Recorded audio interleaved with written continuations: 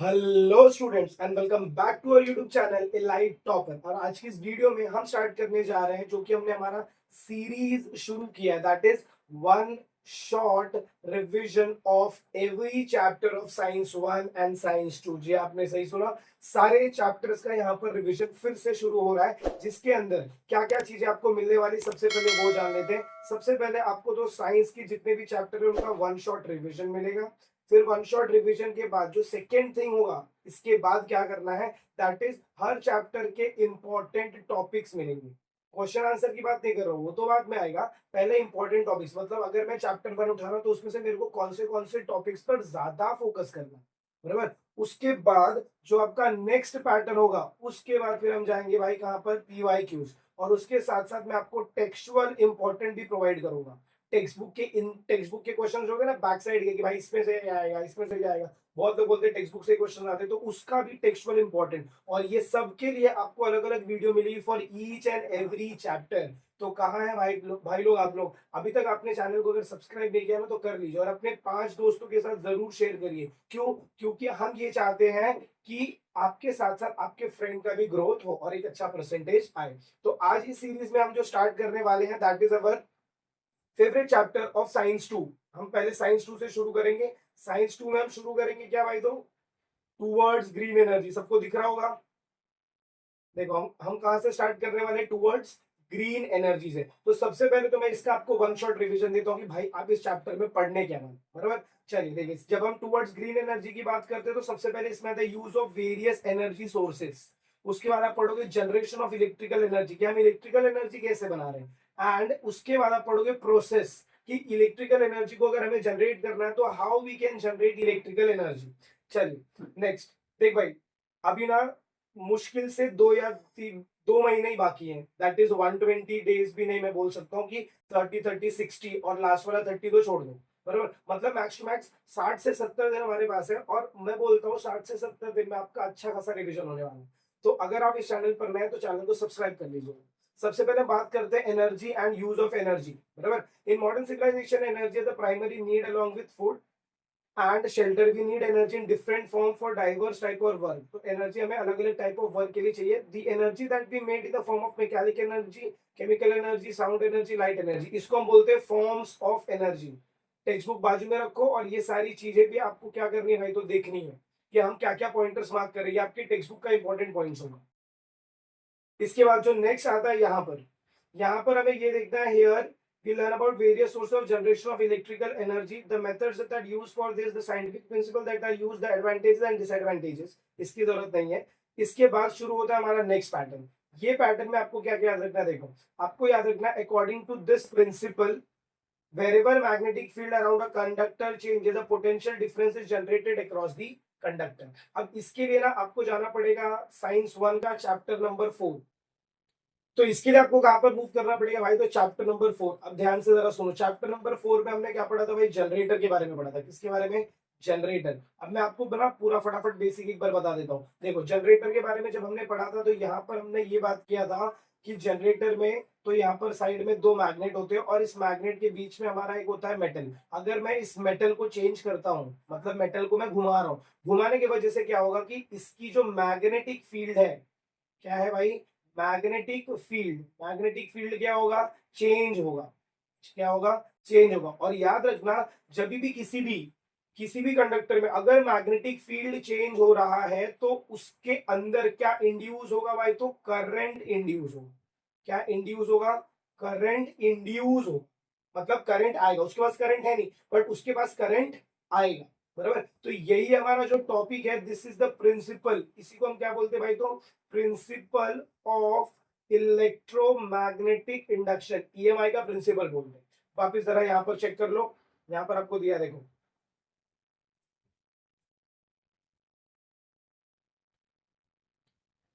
चलिए यहाँ पर देखिए, यहाँ पर हमको दिया है प्रिंसिपल ऑफ इलेक्ट्रोमैग्नेटिक इंडक्शन। तो ये देखो लास्ट में दिया है, the electrical power generating machine based on this principle is called electric generator. अब इसका प्रिंसिपल क्या है, ऊपर देखो क्या बोला है, according to this principle whenever magnetic field, क्या बोला था मैंने, magnetic field around a conductor, किसी भी कंडक्टर में अगर मैग्नेटिक फील्ड चेंज हो रहा है तो potential difference is generated. Potential difference मतलब उसके अंदर क्या आ जाएगा, करंट आने वाला है। क्या आने वाला भाई? तो करंट आने वाला है। इसके बाद देखो, अब ये जो फील्ड है हम इसको दो तरीके से बदल सकते हैं। कितने तरीके से? दो तरीके से। फर्स्ट मैंने जो आपको तरीका बताया था दैट इज योर, फर्स्ट जो तरीका बताया था उसमें मैंने क्या बोला था कि ये जो मेरा कंडक्टर है मैं इसको क्या करूंगा? मूव करूंगा। और सेकेंड, ये जो मेरा मैग्नेट है मैं इस मैग्नेट को मूव कर सकता हूं। तो अगर मैं मैग्नेट को घुमा रहा हूं तो भी मेरा मैग्नेटिक फील्ड चेंज हो रहा है, और अगर मैं इस बीच वाले कॉइल को घुमा रहा हूं तो भी मेरा मैग्नेटिक फील्ड क्या हो रहा है भाई? तो चेंज हो रहा है। तो इसके लिए मैंने आपको क्या बताया कि जब भी आप किसी भी कंडक्टर का क्या चेंज करेंगे तो मैग्नेटिक फील्ड चेंज करेंगे तो वहां पर क्या इंड्यूस हो जाएगा भाई? तो करंट इंड्यूस होने वाला है। क्या इंड्यूस होने वाला है? करंट इंड्यूस होने वाला है। और इसको हम दो तरीके से कर सकते हैं। देखो, if a conductor is stationary, conductor क्या है? स्टेशनरी। पहला क्या रहेगा मेरा? कंडक्टर जो है वो क्या रहने वाला है?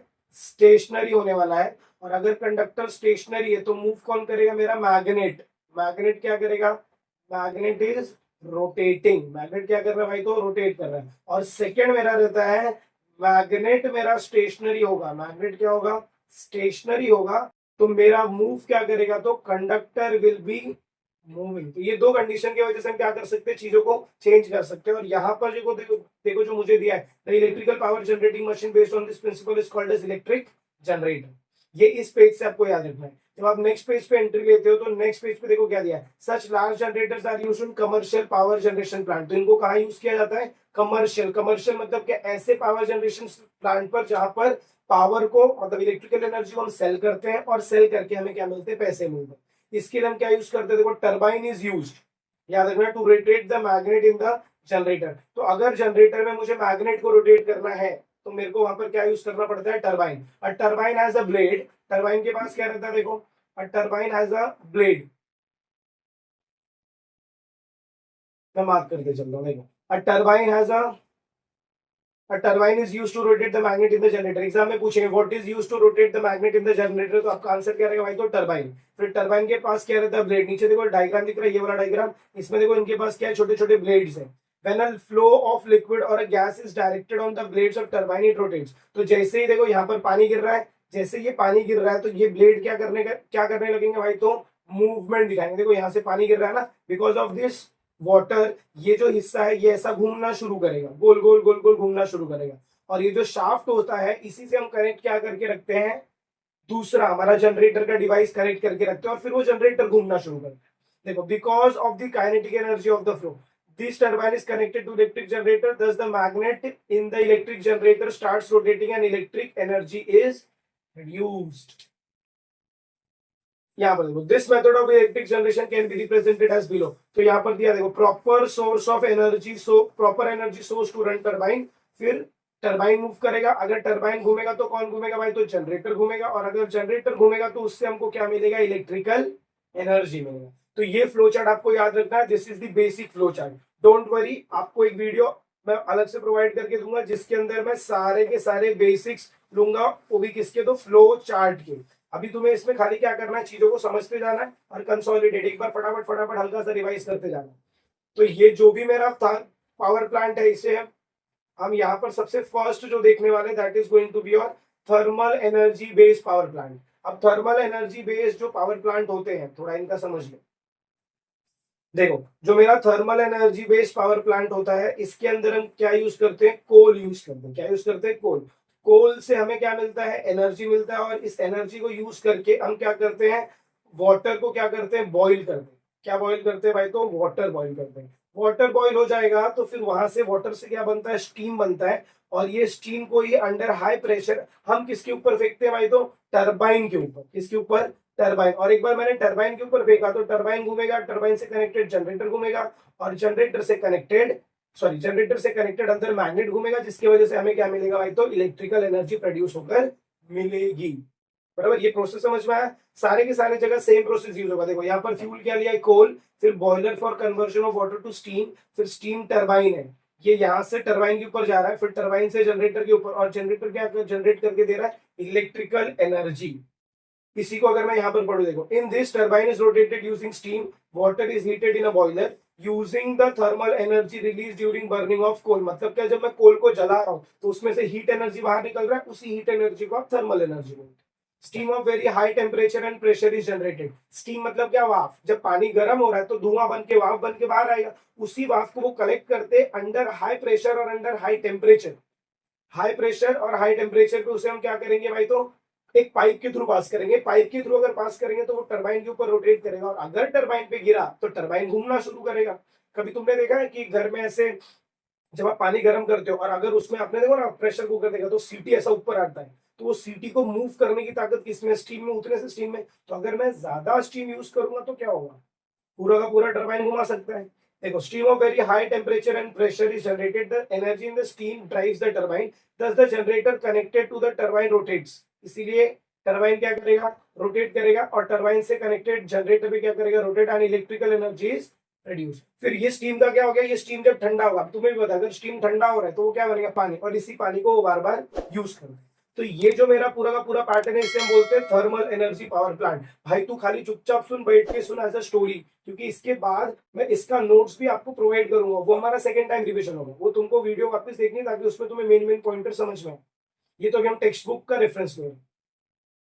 अब ये हो गया मेरा सबसे पहले तो flow chart generation of electrical energy using thermal energy. ये this is the flow chart showing generation, कैसे जनरेट हो रहा है। और इसके बाद ये वाला जो पार्ट है इसमें बोलते हैं energy transformation in power plant, thermal power plant. Energy transformation देखो, सबसे पहला केमिकल एनर्जी इन कोल। तो मैंने जो कोल लिया था उससे मेरे को कौन सा एनर्जी मिला भाई, तो केमिकल एनर्जी। घर कोल को मैं जला रहा हूं तो कोल से क्या निकल रहा है भाई, तो थर्मल एनर्जी निकल रहा है। क्या निकल रहा है, थर्मल। और इस थर्मल एनर्जी को जब मैं अंडर हाई स्टीम मतलब स्टीम के फॉर्म में कन्वर्ट कर रहा हूं तो this thermal energy gets converted into kinetic energy. क्यों, क्योंकि जो गैसियस मॉलिक्यूल है वो आपस में ऐसे घूमते रहते हैं और उन्हीं उन्हीं की वजह से वहां पर क्या जनरेट होता है, काइनेटिक एनर्जी। ये जो काइनेटिक एनर्जी स्टीम में है, इसी से हम इस सेम काइनेटिक एनर्जी को कहां पर प्रोवाइड कर देंगे भाई, तो टरबाइन में प्रोवाइड करेंगे। टरबाइन में प्रोवाइड करने के बाद टरबाइन घूमेगा और टरबाइन हमें क्या जनरेट करके देगा, तो भाई इलेक्ट्रिकल एनर्जी। अब एग्जाम में ये दोनों फ्लो चार्ट्स आते हैं बराबर। या तो तुम्हें ऐसा बोला जाएगा कि फ्लो चार्ट बताओ जनरेशन ऑफ इलेक्ट्रिकल एनर्जी का, या तो आपसे बोला जाएगा एनर्जी ट्रांसफॉर्मेशन बताओ, बराबर। तो आई होप आपको ये समझ में आ गया, पक्का। यहाँ तक अभी तक पूरा पैटर्न समझ में आया। सबसे पहले हमने क्या बात किया, टाइप्स ऑफ एनर्जी का यहाँ पर बात किया। फिर मैंने तुम्हें यहाँ पर बताया दो चीजें कि देख भाई, इलेक्ट्रिकल एनर्जी अगर मुझे जनरेट करना है तो इलेक्ट्रिकल जनरेटर यूज करना पड़ेगा। उसमें दो चीज होती है, होता है मैग्नेटिक, होता है कंडक्टर। तो मैं पहले मैग्नेट को स्टेशनरी स्टेशनरी समझ में आता है ना, रोक के रखूंगा, और मेरा वो जो दूसरा बीच का पार्ट है उसको घुमाऊंगा। और सेकेंडली क्या होगा, जो मेरा बीच का पार्ट है उसको रोक के रखूंगा और मैग्नेट को घुमाऊंगा। ऐसे दो कंडीशन की वजह से क्या होगा, मैग्नेटिक फील्ड चेंज होगा। अगर मैग्नेटिक फील्ड चेंज हो रहा है तो ये जो मेरा कंडक्टर है इसके अंदर क्या आएगा भाई, तो करंट आएगा। क्या आएगा, करंट। फिर मैंने आपको बताया कि यहाँ पर हम यूज क्या करते हैं, टरबाइंस यूज करते हैं उसको रोटेट करने के लिए। जनरेटर, हेवी जनरेटर होते हैं उनको घुमाने के लिए टरबाइन। अब टरबाइन को घुमाने के लिए भी हमें कुछ लगेगा ना, तो टरबाइन को घुमाने के लिए हम क्या यूज करते हैं भाई, तो फर्स्ट मैंने आपको बताया thermal energy based power plant, जिसके अंदर हम क्या यूज कर रहे हैं, एनर्जी सोर्स कोल यूज कर रहे हैं। चलिए, अब यहां तक समझ में आ गया। अब जरा ये देख लो डायग्राम। ये डायग्राम एग्जाम में अगर तुम्हें आ रहा है तो तुमको कैसे पहचानना, देखो यहाँ पर काला धुआं निकल रहा है और यहाँ पर काला धुआं निकल रहा है। जब भी किसी भी डायग्राम में दो काला धुआं निकलेगा मतलब समझ जाना ये थर्मल एनर्जी पावर प्लांट है। क्या है, thermal based energy power plant है। ये हमें करने की जरूरत नहीं, इसमें से आपको कुछ समझ में नहीं आएगा या मतलब एग्जाम में कुछ पूछेंगे नहीं इसमें से। अब ये देखो, इनसे रिलेटेड प्रॉब्लम, ये बहुत इंपॉर्टेंट पार्ट है। नॉर्मली हम प्रॉब्लम को स्किप कर देते हैं, बट अभी जो मैं इस पेज पे लेकर आया हूँ, दिस प्रॉब्लम और ये डू यू नो का डब्बा, ये दोनों एकदम खतरनाक और मस्त इंपॉर्टेंट वाले पार्ट है। प्रॉब्लम, अब तुम बताओ, अगर मैं कोल को जला रहा हूँ, अगर मैं कोल को क्या कर रहा हूँ, बर्न कर रहा हूँ, तो इससे हार्मफुल गैसेस निकलने वाले हैं। ये गैसेस हमारे एनवायरमेंट को क्या करेंगे, पल्यूट करेंगे, बराबर। तो अगर सपोज मैं दिन भर में बहुत मतलब ऐसे 100 kg, 200 kg, 1000 kg अगर मैं कोल जला रहा हूँ तो कितना सारा गैसेस निकले। तो फर्स्ट प्रॉब्लम इसका ये है, air pollution due to burning of coal. Second आता है along with emission of gases due to burning of coal, soot particles. वो काला काला जो धुआं निकलता है उसको सूट पार्टिकल्स बोलते हैं। Are also release into the environment. This may cause serious health problem related to respiratory system. मतलब जब मैं वो काला धुआं सा अंदर लूंगा ना, सांस लूंगा, ऐसा सांस लेगा ना तो सांस जाएगा ना, तो वो जो सूट है ना, वो सूट अंदर जाके क्या होता है, फंस जाता है। और स्लोली स्लोली वो क्या करता है, रेस्पिरेटरी प्रॉब्लम, जिसमें अस्थमा होता है, बराबर। और नीचे देखो दिया द रिजर्व। और एक प्रॉब्लम क्या है कि ये जो कोल है ना, कोल का जो रिजर्व है, फ्यूल है, कोल तुम्हें पता है फॉसिल फ्यूल है, चैप्टर 1 में पढ़ा है। तो ये जो फॉसिल फ्यूल है, दिस फॉसिल फ्यूल का जो रिजर्व है दैट इज लिमिटेड। रिजर्व मतलब क्या, इनका जो निकालने का प्रोसेस वो बहुत कम है, मतलब हमारे पास अवेलेबिलिटी बहुत कम है कोई भी, तो जिसकी वजह से यहाँ पर एक प्रॉब्लम आएगा कि आगे चल रही है खत्म हो सकता है। और ये देख लो कहाँ कहाँ पर है major thermal power plants in India. तुम्हें सिर्फ महाराष्ट्र वाला याद रखो, याद रखो, चंद्रपुर, भाई ये शॉर्टकट है, सबको नहीं पता है। तुम्हें सिर्फ कौन सा याद रखना है, जो भी महाराष्ट्र वाला है, बस ये टेबल में से सिर्फ आप वही याद रखो। क्यों? क्योंकि हम महाराष्ट्र में रहते हैं, तो पहले महाराष्ट्र जानो फिर बाहर के स्टेट जानो, तो सिर्फ महाराष्ट्र वाला याद रखो। तो थर्मल पावर प्लांट महाराष्ट्र में किधर है भाई? तो चंद्रपुर, चंद्रपुर अभी के अभी का अभी रख के खत्म करो। नेक्स्ट आते हैं हम अब अगर सपोज मेरे पास कोल खत्म हो गया तो मैं किधर जाऊंगा मुंह मारने? न्यूक्लियर एनर्जी पे मुंह मारूंगा। किधर जाएंगे भाई? तो न्यूक्लियर एनर्जी। अब न्यूक्लियर एनर्जी में सबसे फर्स्ट क्या होता है, ध्यान से सुनो, यहाँ पर होता है यूरेनियम। क्या होता है? यूरेनियम और plutonium is use to generate the steam of high temperature and high pressure. High temperature और हाई प्रेशर का जो स्टीम है यहाँ पर हमें कौन जनरेट करके देगा? तो भाई यूरेनियम एंड प्लूटोनियम। इन्हें हम क्या बोलते हैं? Radio active element. क्या बोलते हैं? Radio active element. तो यहाँ पर देखो हमें फ्लो चार्ट पूरा दिया है, न्यूक्लियर रिएक्टर दिया है जिसके अंदर ये न्यूक्लियर का क्या होगा? फिशन होगा। अभी मैं आगे तुम्हें न्यूक्लियर फिशन भी बताऊंगा। न्यूक्लियर का क्या होगा भाई? तो फिशन होगा, मतलब न्यूक्लियस टूट रहा है, टूटने के बाद वो क्या कन्वर्ट करके देगा? System for steam generation from water. Same वही होने वाला है, सेम प्रोसीजर। जो मेरा पानी है, पानी को हम गर्म करेंगे, और लेकिन एनर्जी, हीट एनर्जी कहां से ले रहे? तो न्यूक्लियर एनर्जी से हीट एनर्जी ले रहे। फिर ये स्टीम कन्वर्ट होगा, स्टीम टरबाइन से जनरेटर, जनरेटर से इलेक्ट्रिकल एनर्जी, ऐसे करके मेरा एनर्जी फ्लो होगा। तो देखो यहाँ पर फ्यूल्स हमको क्या दिया भाई? तो यूरोनियम और प्लूटोनियम। अच्छा, अभी इनका जो एनर्जी ट्रांसफॉर्मेशन है वो क्या हो? देखो पहले वाले में क्या था, यहाँ पर केमिकल एनर्जी था, अब यहाँ पर क्या? Nuclear energy. न्यूक्लियर एनर्जी को कन्वर्ट कर रहे हैं थर्मल एनर्जी, थर्मल को कन्वर्ट करेंगे काइनेटिक एनर्जी इन स्टीम, फिर काइनेटिक को काइनेटिक एनर्जी इन टरबाइन, क्योंकि वही स्टीम को मैं टरबाइन पे मारने वाला हूँ। टरबाइन पे डालेंगे और टरबाइन पे डालने के बाद जब मेरा टरबाइन घूम रहा है तो जनरेटर घूमेगा, जनरेटर घूमेगा तो मैग्नेट मैग्नेट सॉरी जनरेटर घूमेगा तो अंदर का कंडक्टर घूमेगा, कंडक्टर घूमेगा तो उस कंडक्टर में क्या आएगा? Induced current, and this induced current is nothing but your electrical energy. समझ गए क्या पब्लिक? बोलो भाई फटाफट फटाफट कमेंट में बता दो कि यस सर। जो भी ये वीडियो को देख रहा है प्लीज कमेंट में बता कर जाइए कि आपको चीजें समझ रही है कि नहीं। अगर समझ रही है तो हम ऐसे ही पूरे के पूरे बोलते हैं ना, ज्यादा से ज्यादा वीडियो आप बनाकर आपकी हेल्प कर सकते हैं। और अगर वीडियो समझ में आ रही है ना भाई, पक्का बोल रहा हूँ, 2 से 3 लोगों को सब्सक्राइब कर दो, 2 से 3 लोगों को शेयर कर दो, और बोलो उनको भाई सब्सक्राइब करने के लिए, वीडियोज देखने के लिए, बराबर? क्योंकि हेल्प होने वाली है, ये तो गारंटी है। अभी नहीं होगी, 2 महीने बाद तुम्हें पता चलेगा कि ये चैनल से कितनी हेल्प हो रही है और ये चैनल ने आपको कितने वीडियो बनाकर दिए। जो पूरे यूट्यूब पे नहीं बना रहे वो हम बनाकर आपको देंगे, मैं यहाँ पर खड़ा होकर बनाकर दूंगा मैं। नेक्स्ट देखते चलो। अब इसके बाद अभी मैंने आपको क्या बताया, न्यूक्लियर पावर प्लांट में क्या हो रहा है? न्यूक्लियर फिजन हो रहा है भाई। अगर न्यूक्लियर फिजन हो रहा है तो चलो इसके लिए एक डायग्राम समझ लेते हैं। देखो ये मेरा है न्यूक्लियर फिजन का डायग्राम, बराबर? कौन सा है? Nuclear fission. अब न्यूक्लियर फिजन में होता क्या? देखो यहाँ पर तुमको दिख रहा है क्या? ये मेरा यूरेनियम है। ये यूरेनियम ना मेरा बहुत शांत आदमी है। क्या है? शांत आदमी। चलो थोड़ा इधर तुमको समझाता हूँ। यूरेनियम मेरा क्या है? 235। ये बहुत शांत आदमी है, बट जैसे ही इसके साथ एक न्यूट्रॉन की एंट्री होती है, किसकी एंट्री होती है? न्यूट्रॉन। ये न्यूट्रॉन इसके साथ मिलके क्या करता है? इसको बिगाड़ देता है। इसको बिगाड़ देता है मतलब इसको बनाता है uranium 236, which is very unstable. ये क्या है? बहुत ही अनस्टेबल है। अगर ये अनस्टेबल है ना तो ये टूटना शुरू करेगा। क्या होगा? टूटेगा। और जब भी कहीं पर कोई भी चीज टूट रही है साइंस में, तो उसके लिए हम वर्ड यूज करते हैं फिजन। क्या यूज करते हैं? फिजन। और फिजन यूज किया है यहां पर। ये मेरा क्या है? न्यूक्लियर। न्यूक्लियर है ना, इसीलिए न्यूक्लियर फिजन, क्योंकि ये मेरे न्यूक्लियर न्यूक्लिक बोलते हैं ना, न्यूक्लियस उनका टूट रहा है, तो ये हो जाएगा मेरा न्यूक्लियर फिजन। अब जब ये ब्रेक होता है ना तो ये 3 चीजें रिलीज करके देगा। ध्यान से सुनो क्या क्या।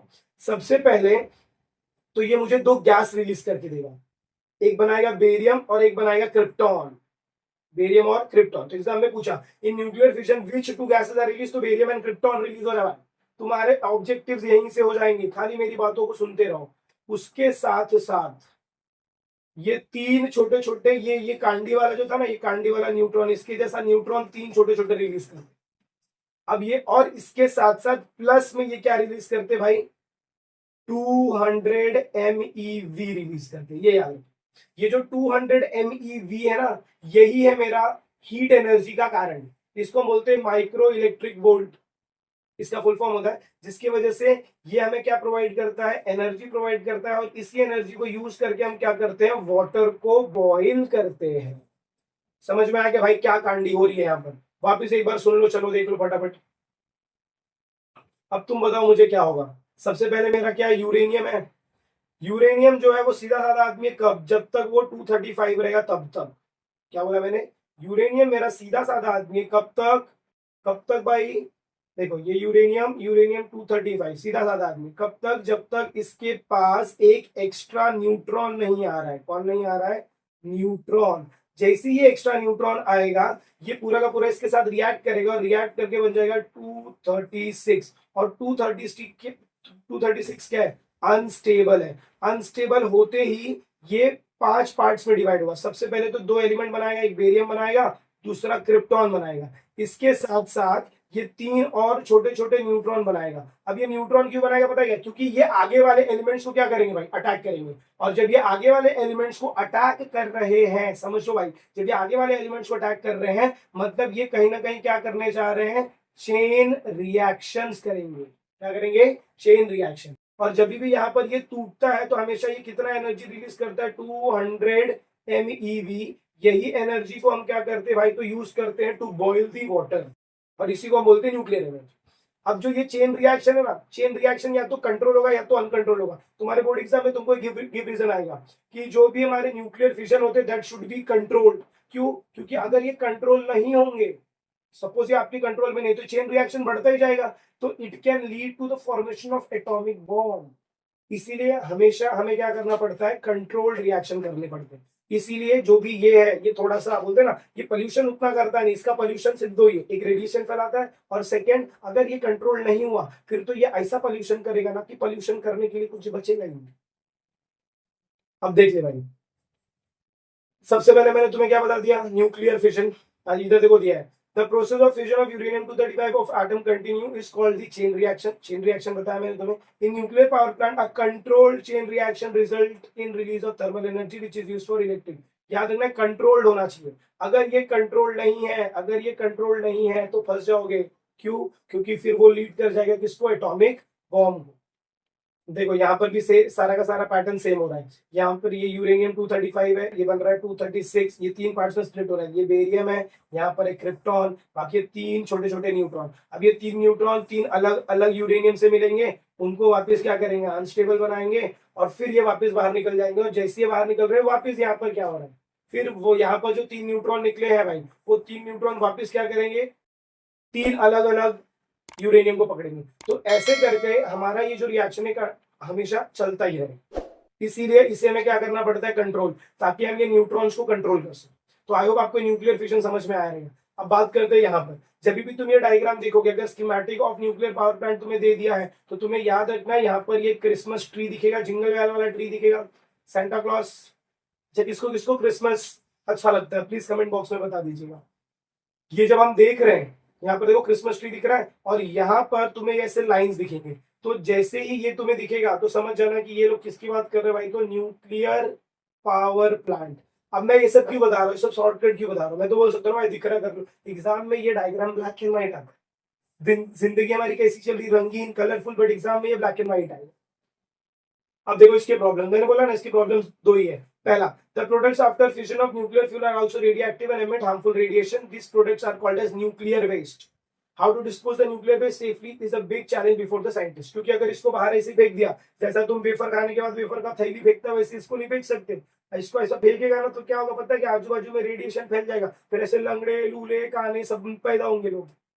और सेकंड वाला क्या है, an accident in nuclear power plant can be fatal. What is accident bro, accident कहां से हो रहा है, गाड़ी ठोक रही क्या, नहीं। अरे भाई अगर सपोज मेरा न्यूक्लियर रिएक्शन कंट्रोल नहीं है तो it can lead to accident, और वो क्या हो जाएगा, फेटल। फेटल मतलब क्या, कुछ भी एक ही वर्ड है, डेथ। डेथ की जगह फेटल लिख के दिया उन्होंने। This is because that accident में release into very harmful radiations. चलो नेक्स्ट, यहां तक दो तक समझ में आ गया। अब नेक्स्ट हम बात करते हैं power plant based on energy of natural gas. याद रखना, अगर मैं तीनों को कंपेयर करता हूं, किसको किसको, थर्मल, थर्मल के बाद न्यूक्लियर, न्यूक्लियर के बाद मेरा आता है नेचुरल। तो इसमें सबसे ज्यादा और बेस्ट और एफिशिएंट कौन है, नेचुरल। इसीलिए तुम आजकल देखोगे, आजकल लोग क्या यूज करते हैं, सीएनजी यूज करते हैं, that is compressed natural gas, क्योंकि इससे पोल्यूशन कम हो रहा है। अब इसमें क्या होगा, देखो सबसे पहले तो मेरे पास यहाँ पर जो नेचुरल गैस है उसको हमें क्या करना पड़ेगा, कंप्रेसर यूज करना पड़ेगा फॉर प्रेशराइज्ड एयर, और फिर इसको डालना पड़ेगा किधर, कंबशन चेंबर में। अगर मैं इसको कंबशन चेंबर में नहीं डालता हूँ तो क्या होगा पता है क्या, जो मेरा अगर ये गैस है ना डायरेक्टली मैं टरबाइन पे अगर यूज करूंगा तो टरबाइन में क्या लग जाएगा, आग, क्योंकि टरबाइन बहुत जोर जोर से घूमेगा तो फ्रिक्शन जनरेट होगा। फ्रिक्शन जनरेट होने की वजह से वहां पर लगेगी चिंगारी, और एक चिंगारी पूरी बोलते ना सब कुछ खराब कर सकती है। तो इसके लिए यहाँ पर सबसे पहले एक रूम बनाया जाएगा, रूम में चिंगारी लगा के इनको जलाया जाएगा। जलाने के बाद यहाँ से क्या रिलीज होगा, गैस रिलीज होगा। इस गैस को डाला जाएगा गैस टरबाइन पे, और गैस टरबाइन कनेक्टेड है, याद रखना पहले दो वाले में हमने स्टीम टरबाइन किया है, यही सब रिवीजन में आपको याद रखना है। पहले दो में हमने क्या किया, स्टीम टरबाइन, अभी हम क्या कर रहे हैं, गैस टरबाइन। अगर भाई तुम्हें बोरिंग लग रहा है ना तो मैं सच में बोलूं कुछ होने वाला नहीं है, चीजें सुनो तभी मजा आएगा। गैस टरबाइन के बाद फिर ये जाएगा जनरेटर, और जनरेटर के बाद जाएगा इलेक्ट्रिकल एनर्जी पे। There are three main sections in this type of plant. Pressurized air is introduced in the chamber using compressor. पहला है compressor. एग्जाम में पूछेंगे what are the three main sections. तो पहला compressor. In combustion chamber the natural gas burns in presence of air. The gas at very high temperature and pressure generated in the gas chamber runs the turbine. फिर ये second जाएगा turbine. The turbine drives the generator. तो ये तीन main sections है इस plant type। अब इनका सबसे पहले आप ये देख लो, क्या बोला मैंने, केमिकल एनर्जी नेचुरल गैस, वो कन्वर्ट किसमें होगा, काइनेटिक एनर्जी। याद रखना इधर थर्मल नहीं हो रहा, डायरेक्ट काइनेटिक में जा रहे हैं, और काइनेटिक से फिर कहाँ जा रहे हैं, काइनेटिक एनर्जी इन टरबाइन, और लास्ट में इनको क्या मिल रहा है भाई, तो electrical energy. The efficiency of this type of power generation plant higher than that of, देखो मैंने बोला ना इसकी एफिशिएंसी क्या है, बहुत ज्यादा है। क्यों, क्योंकि ये पोल्यूशन लेवल बहुत कम कर रहा है। Moreover since the natural does not contain sulphur, burning of natural gas results in less pollution. और इसका स्कीमेटिक डायग्राम ना तुम रट लो, जो करना है वो कर लो, क्योंकि ये है भाई पी वाई क्यू। ये क्या है, पी वाई क्यू, आपका बोर्ड का पी वाई क्यू है। ये 2 से 3 साल तक पूछा गया है, बराबर। कितने साल के लिए पूछा गया भाई, तो 2 से 3 साल के लिए पूछा गया है, और ये बार बार पूछ रहे हैं वो। तो इसको याद रखने का सबसे बेस्ट पैटर्न क्या है, ये देखने का। ये दिखा मतलब समझ जाना, it is a schematic power plant based on natural gas. और इस टेबल में से देखो मैंने तुमको एक शॉर्टकट दे दिया है, तुम्हें क्या याद रखना है, सिर्फ महाराष्ट्र। महाराष्ट्र में ये कहां पर है, अंजनवेल में, और इसकी कैपेसिटी है 2220। नेक्स्ट हम एंटर लेते हैं electrical energy generation and environment. अब देखो अगर मैं इलेक्ट्रिकल एनर्जी जनरेट कर रहा हूं तो मैंने क्या बोला भाई, पोल्यूशन हो रहा है, पोल्यूशन से मेरा एनवायरनमेंट खराब होगा, बराबर। तो इसमें देखो it means that if electrical energy is generated using this fuel it can lead to environmental degradation. Degradation मतलब क्या है, एनवायरनमेंट को क्या कर सकते हैं, खराब। क्योंकि देखो हमने पहला यूज किया फॉसिल फ्यूल कोल, फिर natural gas and nuclear fuels like uranium and plutonium are not environmental friendly. तो एग्जाम में पूछेंगे which method of electrical generation are not environmental friendly. तो अगर तुमने टेक्स्ट बुक नहीं पढ़ा है तो ये क्वेश्चन तुमसे मिस हो जाएगा। अब इसमें देखो तुम्हें तीन चीजें दी है। सबसे पहला दिया गया बर्निंग ऑफ फॉसिल फ्यूल, तो तीन है ना, पहला फॉसिल फ्यूल है, उसी के ऊपर तुमको सब कुछ बताया कि ये क्या करता है। देखो this results in air pollution करता है। फिर इनकम्प्लीट कंबशन, इनकम्प्लीट कंबशन मतलब दो चीजें होती है, जब भी मेरे जो फ्यूल्स है उनका या तो कंप्लीट कंबशन होता है या तो इनकम्प्लीट। अगर कंप्लीट कंबशन हो रहा है तो ब्लू फ्लेम जलेगा जैसा तुम्हारे गैस में जलता है, अगर इनकम्प्लीट कंबशन हो रहा है तो येलो फ्लेम जलेगा जैसा तुम्हारा कैंडल में जलता है। Leads to formation of carbon monoxide, तो इनकम्प्लीट कंबशन हमें क्या बना कर देगा भाई, तो कार्बन मोनोऑक्साइड। ये स्टेटमेंट जो मैंने अभी मार्क किया, it is a statement of board PYQ. It adversely affect our health, increase in percentage of carbon dioxide in air due to burning of fuel affects environment severely. The phenomenon of global warming is an example. मतलब global warming क्यों हो रहा है, because of increased percentage of carbon dioxide. Nitrogen dioxide generated due to burning of fuels like coal, diesel, petrol, etc. lead to problems like acid rain होता है. Some particle air pollution it can lead to problems related to respiratory systems like asthma. ये मैंने तुमको शुरुआत में बताया. फिर आगे देखो क्या बोला, it took millions of years for formation of fossil fuels like coal, crude oil and natural gases, that is LPG and CNG. LPG का full form होता है liquefied petroleum gas, CNG का compressed natural gas. Also the reserve of these fuels are limited, they are going to deplete. Deplete मतलब क्या, आगे future में खत्म हो जाएंगे। खत्म हो जाएंगे तो किसके भरोसे बैठोगे, और उल्टा है तो पोल्यूशन भी करके जा रहे हैं। थर्ड वाला पॉइंट है, we have also discussed about the problems of nuclear energy like disposal of nuclear waste. Considering all this point, it can be said that energy generation from fossil fuels and nuclear fuels are not environmental friendly. तो हमें क्या करना पड़ेगा कि environmental friendly method ढूंढना पड़ेगा, और उसी के वजह से हमें बोला है टूवर्ड्स ग्रीन एनर्जी, मतलब हम ग्रीन एनर्जी की तरफ जा रहे हैं। ग्रीन एनर्जी मतलब क्या, एक ऐसा मेथड जहां पर पोल्यूशन क्या होगा, कम। देखो, towards environment friendly, towards green energy, यही स्टेटमेंट है। टुवर्ड्स एनवायरमेंटल फ्रेंडली मतलब टुवर्ड्स ग्रीन एनर्जी। स्टेटमेंट क्या है? There are other ways of electricity production which avoid above problems. Electricity generation from water reservoir, wind, sunlight, biofuel, etc. are example of such method. मतलब ये मेरे क्या हो गए? Green energy हो गई। क्यों? क्योंकि यहाँ से जो मेरा पोल्यूशन होगा वो क्या हो जाएगा? कम हो जाएगा। मतलब अभी तक हमने जो चैप्टर में पढ़ा, these are not environmental friendly electric generation method, but हम अभी भी वही यूज करते हैं। इंडिया में सबसे ज्यादा जो मेथड यूज होता है दैट इज कोल वाला मेथड, थर्मल पावर प्लांट। आगे देखो दिया, this energy sources used in such option that is water reservoir, wind, sunlight, biofuel are never ending. never ending सबसे मेन चीज, never ending मतलब कभी खत्म ही नहीं होंगे। अगर मैं सोलर एनर्जी से इलेक्ट्रिसिटी जनरेट कर रहा हूँ, आप बताओ कभी खत्म होगा क्या? नहीं। बट अगर वहीं पर मैं कोल यूज कर रहा हूँ तो खत्म हो जाएगा। तो इसका भी एक बेनिफिट देखो, moreover use of these sources do not lead to environmental problem, discuss about, therefore electricity generation through these sources can be environmental friendly। तो ये हमारे लिए environmental friendly हो सकते हैं। Looking at the problem in electricity generation using fuel coals like natural gas and nuclear fuels, the world is now heading towards, देखो इधर दिया है, the world is now heading towards, किसकी तरफ मूव कर रहे हैं? heading towards environmental friendly energy. और उसी को हम क्या बोलते हैं भाई? तो उसी को हम बोलते हैं ग्रीन एनर्जी। अब ग्रीन एनर्जी के बाद जब बात आ गई है तो हम नेक्स्ट आगे बढ़ेंगे और पढ़ेंगे हाइड्रो इलेक्ट्रिक एनर्जी। कुछ ब्रेक वेक लेना है तो चुपचाप सब बंद करो, जाओ ब्रेक लेकर आओ, पानी पी कर आओ, फिर उसके बाद हाइड्रो इलेक्ट्रिक सुनो। देखो, जब हम हाइड्रो इलेक्ट्रिक की बात करते हैं तो सबसे पहला तो इससे पोल्यूशन ज्यादा होने वाला नहीं है, बराबर। और यहाँ पर हम क्या यूज करते हैं मेथड? देखो, the kinetic energy in flowing water और the potential energy in water reservoirs a conventional source of energy. Conventional मतलब क्या? Natural source of energy. In hydroelectric power plant the potential energy in water stored in dam is converted into kinetic energy. तो जो भी मेरा hydro electric है उसमें हम क्या करते हैं? जो पानी बह रहा है उसके अंदर काइनेटिक एनर्जी है, उसी को हम पानी को क्या करते हैं? स्टोर करते हैं। तो काइनेटिक एनर्जी मेरा किस में स्टोर हो जाता है? काइनेटिक एनर्जी मेरा स्टोर हो जाता है पोटेंशियल एनर्जी। इसमें पोटेंशियल एनर्जी, और इसी पोटेंशियल एनर्जी को हम रोक कर रखते हैं। फिर थोड़े दिनों बाद हम इस पोटेंशियल को वापस किस में कन्वर्ट करते हैं? काइनेटिक। और अभी जब हम काइनेटिक में कन्वर्ट करेंगे तो यहीं पर हम लगाते हैं जनरेटर। अभी बताता हूँ डायग्राम में। तो पहला देखो मेथड हमें क्या दिया है?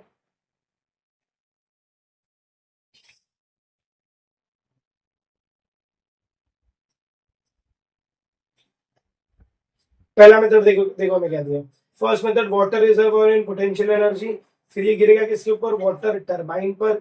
वाटर टरबाइन पर जाएगा तो ये कन्वर्ट होता है काइनेटिक एनर्जी। फिर वापस ये काइनेटिक एनर्जी गिरेगा जनरेटर पर, तो काइनेटिक एनर्जी ऑफ जनरेटर। फिर ये हमें देगा इलेक्ट्रिकल एनर्जी। देखो, potential energy in water, kinetic energy, kinetic energy, kinetic energy. Potential energy in water gets converted into kinetic energy, क्योंकि पानी मूव करने लगा, अभी तक पानी रुका हुआ था। और काइनेटिक एनर्जी जैसे ही फ्लोइंग वाटर का गिरेगा टरबाइन पे, टरबाइन घूमेगा तो उसको बोलेंगे काइनेटिक एनर्जी इन टरबाइन। फिर वो टरबाइन किसको रोटेट करेगा? जनरेटर, और जनरेटर मूव करके हमें प्रोड्यूस करके देगा इलेक्ट्रिकल एनर्जी। देखो इधर दिया, the schematic of hydro electric power plant is shown. Water from about the middle of the total height of the dam is taken to the turbine as shown by the point B in the diagram। देखो यहाँ पर है, दिख रहा है point A, point B, point C. तो normally पानी कहाँ से लिया जा रहा है? पॉइंट बी से। पॉइंट सी अगर तुम देखोगे बहुत लोअर लेवल पे, पॉइंट ए बहुत हायर लेवल पे। तो यहाँ से अगर सपोज पानी चालू किया रहता यहाँ से, तो हमें इलेक्ट्रिकल एनर्जी क्या मिलता भाई? ज्यादा मिलता। बट ठीक है, नेवरदलेस हम क्या करते हैं? हम ये मेथड देखते। देखो, यहाँ से वाटर जा रहा है, वाटर को देखो यहाँ पर ये वॉल से स्टोर करके रखा है, तो इसके अंदर कौन सा एनर्जी है भाई? तो potential energy. As soon as ये गेट खोला, इसको बोलते हैं स्लूज गेट, तो पानी मेरा यहाँ से भागना शुरू करेगा बहुत स्पीड में। मतलब potential energy will get converted into kinetic. और जब ये आगे जाएगा तो ये इस टरबाइन को घुमाएगा। टरबाइन से कनेक्टेड है जनरेटर, तो जनरेटर भी घूमेगा, और जनरेटर से कनेक्टेड है पावर हाउस, तो यहाँ से इलेक्ट्रिसिटी आगे मूव करेगी। आगे ये पीवाईक्यू है, इंपॉर्टेंट क्वेश्चन है, तो आगे हम पीवाईक्यूज में भी इसको डिस्कस करेंगे विद क्वेश्चंस के साथ। और इसके क्वेश्चन देखो इधर दिए तीन, तो इसके आंसर अगर आपको पता है तो ठीक है, नहीं है तो नेक्स्ट वीडियो जो आएगी पीवाईक्यू की उसके अंदर इसके आंसर्स आपको मिल जाएंगे। अब यहाँ पर ही तुमको दोनों याद रखना है, एडवांटेज भी पूछते हो और प्रॉब्लम्स भी पूछते हैं। एडवांटेज मतलब क्या? सबसे फर्स्ट देख भाई, यहाँ पर कोई भी फ्यूल यूज नहीं हो रहा है। अगर फ्यूल यूज नहीं हो रहा है तो पोल्यूशन नहीं होगा। देखो, since no fuel is burn in hydro electric power generation there is no pollution. If there is sufficient water storage in the dam, it is possible to generate electricity as and when necessary। मतलब क्या कि जब मुझे चाहिए तो मैं electricity generate कर सकता हूँ, अगर proper amount of water store है तो। वाटर रिजर्व, और जो पानी मैं जमा कर रहा हूँ वो पानी में क्या कर सकता हूँ भाई? पानी को क्या कर सकते हैं, although water reservoir is used for power generation it can be replenished during rainy season leading to uninterrupted power generation. पहला, अगर जो मेरा पानी है वो पानी तो खत्म होगा बराबर, क्योंकि हम धीरे धीरे छोड़ेंगे, बट जब तक वो खत्म होगा तब तक वापस बारिश आ जाएगी तो वापस पूरा पानी भर जाएगा, तो अलग से हमें पानी भरने की जरूरत नहीं पड़ेगी। मतलब जो आपका कोल है, अगर मैं कोल की बात करता हूँ तो कोल हमें बार बार ऐड करना पड़ेगा, यहाँ पर ऐसा नहीं है। नेक्स्ट आता है हमारा problems associated with hydro electric power plant. अब इससे दो ही प्रॉब्लम, पहला देखो, the obstruction of the flow of river water may have adverse effect on living world in the river. अगर मैंने पानी को रोक दिया है तो उसकी वजह से अलग इफेक्ट हो जाएगा जो ऑर्गेनिजम्स रह रहे हैं पानी के अंदर। And the back water due to storage of water in dam में सबमर्ज विलेजेस, और मतलब क्या देखो, अभी यहाँ पर सपोज मैंने डैम बना दिया है तो ये पूरा का पूरा पानी यहाँ पर क्या हो रहा है, स्टोर हो रहा है। समझो सिनेरियो, ये पूरा का पूरा पानी क्या हो गया, स्टोर हो गया, और पानी यहाँ से अगर आएगा तो ये पूरा का पूरा ये इतना ऐसा बढ़ना शुरू करेगा, तो यहाँ पर जो भी विलेजेस होंगे वो विलेजेस क्या हो जाएंगे, डूब सकते। बट अगर तुम देखोगे ना तो ये सारे प्रॉब्लम्स उतने बोलते हैं ना कि ऐसा नहीं कि हाँ भाई ऐसा हो भी सकता है, ऐसा नहीं हो सकता, क्योंकि वो वहां पर पूरा का पूरा ट्रीटमेंट बनाते हैं, तो जहां पर भी डैम होता है वहां पर नॉर्मली विलेजेस कम होते हैं, और होते तो बहुत दूर दूर हैं। चलिए अब इसके बाद जो हम नेक्स्ट मेथड देखेंगे, अगेन इसमें से तुम्हें क्या याद रखना भाई, तो Maharashtra capacity 1960 that is Koyna, और ये उत्तराखंड का याद रखना, क्योंकि उत्तराखंड का जो ना तेहरी डैम, ये बहुत ही न्यूज में है। चलिए इसके बाद हम देखेंगे नेक्स्ट, अब हम देखने वाले क्या, विंड एनर्जी। यहाँ पर दिया नहीं है, ठीक है, हम विंड एनर्जी स्कीमेटिक और विंड मिल देखेंगे। ये भी आपको बोर्ड एग्जाम में पूछा गया है, ये इस साल का एनवाईक्यू हो सकता है। एनवाईक्यू जहां पर भी मैं लिखूंगा तो समझ जाना that is next year question. ये साल जो अभी हमारा नेक्स्ट ईयर आने वाला 2026 के लिए ये एनवाईक्यू हो सकता है। देखो, विंड विद रिक्वायर्ड वेलोसिटी मतलब क्या, अब ये जो मेरा विंड मिल है, विंड मिल को अगर मुझे घुमाना है तो मुझे यहाँ पर विंड चाहिए विद रिक्वायर्ड वेलोसिटी, मतलब बहुत स्पीड विंड चाहिए, तो जिसकी वजह से wind turbine with large fin, जिसकी वजह से जो विंड टरबाइन है ये क्या करेगा भाई, घूमना शुरू करेगा। और अगर ये घूम रहा है तो because of this wind turbine यहाँ का ये गियर जनरेटर घूमेगा, और generator sorry sorry this is gear box, मेरा क्या करेगा, ये जनरेटर घूमेगा, बट ये जनरेटर ना बहुत स्लो घूमेगा, डिपेंड करता है विंड के ऊपर। तो यहाँ पर बीच में हम क्या लगाते हैं, गियर बॉक्स। ये गियर बॉक्स का काम क्या रहता है, ये अगर सपोज ये मेरा ब्लेड 10 राउंड मार रहा है बराबर, तो ये गियर बॉक्स जनरेटर की तरफ, ये गियर बॉक्स जब मूव करेगा तो ये इसको 100 रोटेशन प्रोवाइड करेगा। मतलब gear box is use to increase, देखो इधर दिया है, the function of the gearbox is to increase the rotations per unit time। Per unit time मतलब अगर मेरा ब्लेड एक सेकेंड में आधा एक रोटेशन कर रहा है तो गियर बॉक्स की वजह से मेरा जनरेटर 10 रोटेशन करेगा एक सेकेंड, उसको बोलते हैं to increase the rotation, to increase the rotation. और रोटेशन इंक्रीज होगा तो उसकी वजह से इलेक्ट्रिकल एनर्जी भी इंक्रीज होगा। अब ये क्यों करना जरूरी है, देखो, अगर सपोज मैं ब्लेड को बहुत फास्ट घुमा रहा हूँ, बट हम फास्ट घुमा नहीं सकते बराबर, जितना हवा आ रहा है उतना ही घूमेगा। और अगर सपोज मैंने बहुत छोटे छोटे बड़े बड़े लगा दिए, बड़े बड़े ब्लेड्स लगा दिया, फिर बहुत छोटे छोटे ब्लेड्स लगा दिए, तो इनकी वजह से क्या होगा ना कि वहां पर जितने भी बर्ड्स हैं उनको प्रॉब्लम हो सकती है। इसीलिए ये क्या करते हैं, बहुत बड़ा हैवी ब्लेड लगाते हैं जो बहुत ही स्लो घूमता है। हमको दिखने में स्लो घूम रहा है बट यहाँ पर बैक साइड में जो मूवमेंट हो रहा है दैट इज वेरी फास्ट। तो फर्स्ट क्या देखो, काइनेटिक एनर्जी इन विंड, विंड जब घूम रहा है तो उसके अंदर काइनेटिक एनर्जी है, वो काइनेटिक एनर्जी किस में कन्वर्ट हो रहा है, टरबाइन में, और वहीं से हमको क्या मिल रहा है, इलेक्ट्रिकल एनर्जी। अभी क्या बोला, देखो, wind turbine with capacity right from less than 1 kW to about 700 megawatt that is kW are commercially available depending on the wind velocity available at the site of installation. Wind turbine with specific capacity is selected. देखो, अगर suppose मैं ऐसे घर के इधर लगा रहा हूँ तो ब्लेड छोटे रहेंगे, विंड के इधर फार्म फार्म में लगा रहे हैं तो बड़ी ब्लेड रहेंगे, और ऑफशोर विंड, ऑफशोर मतलब समुद्र के किनारे या फिर बड़े बड़े पहाड़ों पे लगा रहे हैं तो वहां का विंड ब्लेड जो रहता है वो बहुत बड़ा रहता है। बट इसका प्रॉब्लम क्या है, द विंड वेलोसिटी हमको जो चाहिए for generation is not available everywhere, मतलब हर जगह वो हवा उतनी नहीं मिल पाती है। In that sense use of wind energy is limited, क्योंकि सपोज मैंने मेरे घर के ऊपर लगा दिया बट हवा ही नहीं है तो मूव करेगा क्या, नहीं मूव करेगा, और अगर नहीं मूव कर रहा है तो मुझे एनर्जी कहाँ से मिलेगी, तो ये इसका लिमिटेशन हो जाए। अब हम बात करेंगे सोलार एनर्जी पावर प्लांट, ये हमारा लास्ट रहेगा। सोलार एनर्जी पावर प्लांट हम दो मेथड्स में देखने वाले हैं। सबसे पहला direct conversion, direct conversion to electrical energy, और सेकंड हम देखेंगे सोलार थर्मल पावर प्लांट। क्या देखेंगे? Solar thermal power plant. अब इधर ना हमें बहुत सारे पॉइंटर्स मार्क करने, क्योंकि यहाँ से तुम्हारे ऑब्जेक्टिव्स वाले क्वेश्चन बनेंगे। देखो, using the energy in the sunlight, electrical energy converted into two ways. In all the above methods of electricity generation we have studied, the electric generator is driven by using some source of energy, and electricity is generated by making use of principle of electromagnetic induction. अभी तक हमने क्या देखा कि कोई हम एक source use कर रहे हैं जिसकी वजह से हमारा टरबाइन घूम रहा है और हमें इलेक्ट्रिसिटी जनरेट करके दे रहा है. However, electrical energy can be generated directly from solar radiation without using generator and without the principle of electromagnetic induction. मतलब बिना मैं किसी जनरेटर को यूज किए, बिना प्रिंसिपल ऑफ इलेक्ट्रोमैग्नेटिक को यूज किए मैं डायरेक्ट इलेक्ट्रिसिटी जनरेट कर सकता हूँ from solar energy. This happens in solar photovoltaic cells. किसके अंदर हैपन होता है भाई? तो ये किसके अंदर होता है process? Solar photovoltaic cell. Solar photovoltaic cell convert solar energy directly into electrical energy. वो सोलर एनर्जी को डायरेक्टली किस में कन्वर्ट करता है भाई? तो इलेक्ट्रिकल एनर्जी में कन्वर्ट करता है. In the second method the energy in solar radiation is converted into thermal energy first. ये मेरा फर्स्ट मेथड है. मैंने देखो तुम्हें दो मेथड, पहला डायरेक्ट बताया जो दैट इज इलेक्ट्रिकल एनर्जी, इसको हम बोलते हैं सोलर फोटोवोल्टेइक सेल, और सेकंड वाला है in the second method the energy in solar radiation is converted into thermal energy first. Solar energy को लेते हैं, उसको थर्मल में कन्वर्ट करते हैं. थर्मल में कन्वर्ट करने की वजह से क्या होगा? वो हीट जनरेट करेगा, फिर उससे से पानी गर्म करते हैं, स्टीम बनाते हैं, और फिर कोल वाला मेथड फॉलो करते हैं. Then a turbine generator system is driven using that thermal energy to generate electricity. तो हम सबसे पहले फर्स्ट देख लेते हैं, that is solar photovoltaic cells. इसमें से याद तुम्हें याद रखना, ये energy in sunlight photovoltaic effect the, बस इतना याद रखना है. और यहाँ से यहाँ तक की ये स्टेटमेंट्स को याद रखना है. फिर एक और दो तीन चीजें और सुन लो. इसमें हमें ये भी याद रखना है कि सेमीकंडक्टर मटेरियल यूज होता है, एग्जांपल सिलिकॉन. और यहाँ पर बस इतना याद रखोगे तो भी चल जाएगा. That's it. नेक्स्ट पेज पर आओगे तो यहाँ से तुम्हें कुछ नहीं याद रखना है, और डायरेक्टली तुम्हें ये याद रखना है, ये NOIQ में मार्क कर लो. नेक्स्ट ईयर का क्वेश्चन है ये, और ये यहाँ पर इसका ये पूरा आंसर भी दिया है, ये इसके रेफरेंस में. एग्जाम में तुम्हें पूछेंगे many solar panels are connected in series and in parallel to generate required current and potential difference.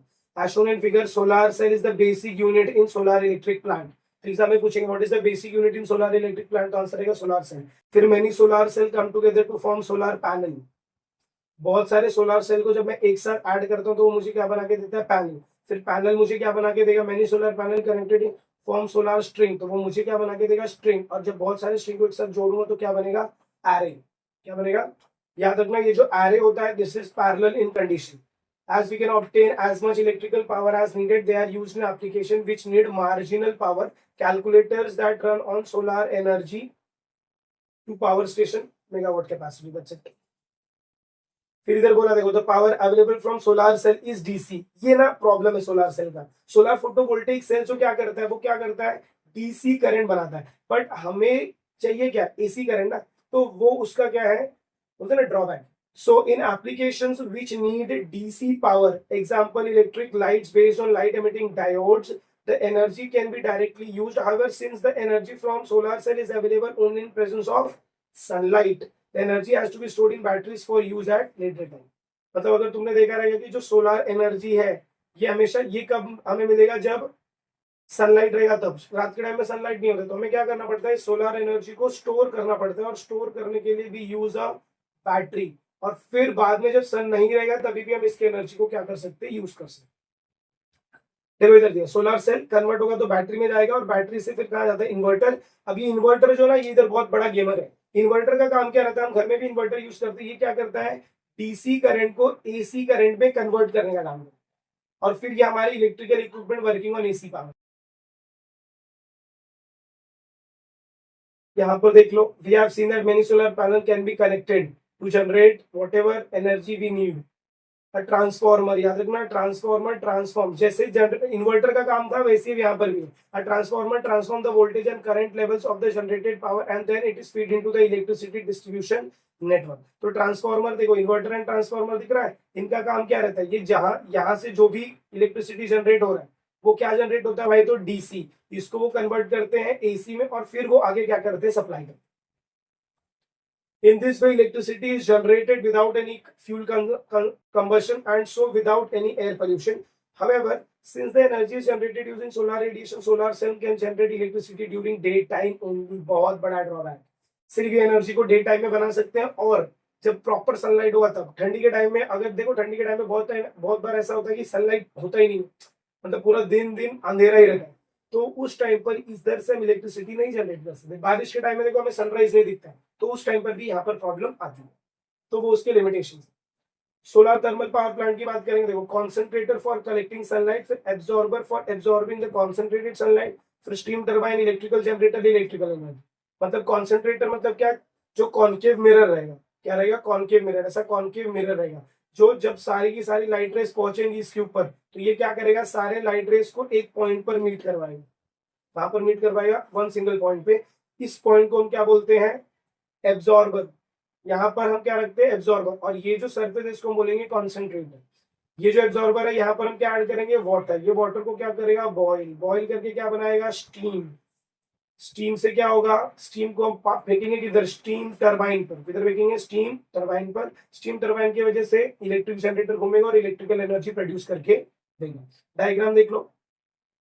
As shown in figure, many reflector reflect and concentrate solar radiation on absorber. Their solar energy is converted into heat energy.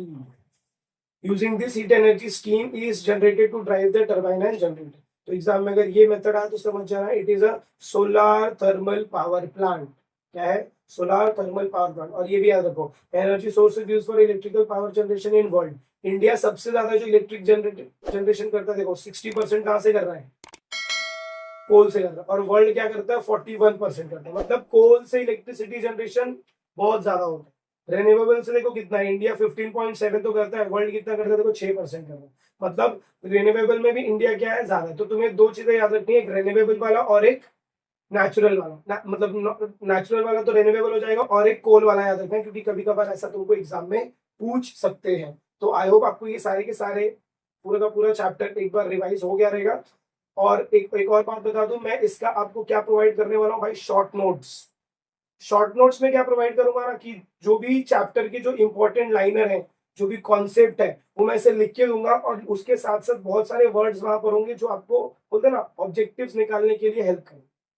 तो I hope आपको ये chapter समझ में आ रहेगा, chapter का revision आपका अच्छा खासा हुआ रहेगा। वापस एक बार अगर आपको समझ में आया जो पढ़ाया गया, तो प्लीज अपने फ्रेंड्स के साथ एक बार चैनल को ना, 5 फ्रेंड 10 फ्रेंड जो आपके रहेंगे, 2 रहेंगे तो भी चलेगा, उनको आप क्या करिए, चैनल शेयर करिए, ताकि ज्यादा से ज्यादा लोगों को इस चैनल के बारे में पता चले। तो मिलते हैं अगली वीडियो में, तब तक के लिए have a good day and take care. ऐसे हंसते रहिए और अपनी प्रैक्टिस करते रहिए। अगर कुछ डाउट आ रहे, कोई भी चैप्टर हो, कोई भी लेसन हो, और कोई भी सब्जेक्ट हो, please comment us, so that हम उसका आपको क्या प्रोवाइड करते भाई, सोल्यूशन। बहुत बार ऐसा होता है कि हम क्वेश्चंस पूछते हैं बट हमें सोल्यूशन नहीं मिलता, बट याद रखना यहाँ पर आपको उसका इंस्टेंट सोल्यूशन मिलेगा, कि आपको वो सारी चीजें कैसे टैकल करनी है।